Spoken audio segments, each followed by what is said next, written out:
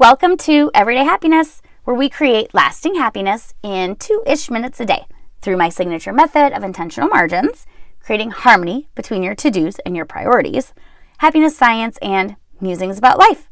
I'm your host, Katie Jeffcoat, and gratitude can be tricky. If gratitude is the word that gets you hung up, what if the word was appreciation?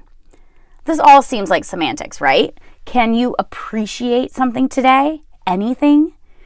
You see, that's basically gratitude.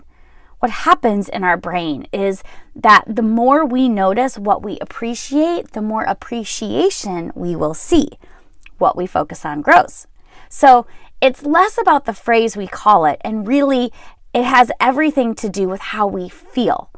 What happens in the neurons in our brain is that they get fired when we have these feelings, and that's what we want more of. The language, what we call it, in my opinion, really doesn't matter. So how do we fire these neurons and help our brains out? Like really train our brain to pick out the good? Well, we can start by observing. Notice the small things. Say thank you and mean it. And when the situation arises where you say thank you, take a moment and take note of how that makes you feel. There is some compelling evidence that remembering the bad can make you feel grateful for the present. This is referred to as negative visualization.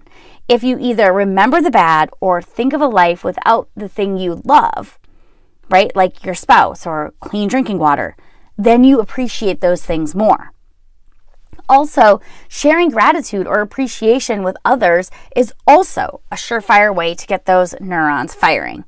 Not only does it strengthen relationships, which we know has an important social connection, and we know that's important for happiness, but it also puts out into the world your good vibes, your gratefulness.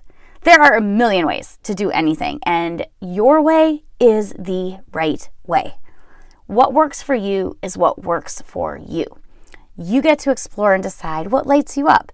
Perhaps a gratitude journal isn't your thing, but sending notes of kindness and appreciation is more your style. Well, then you know what works for you. This exploration is all positive. This is your recipe, and you get to choose the ingredients. Until next time, remember, kindness is contagious.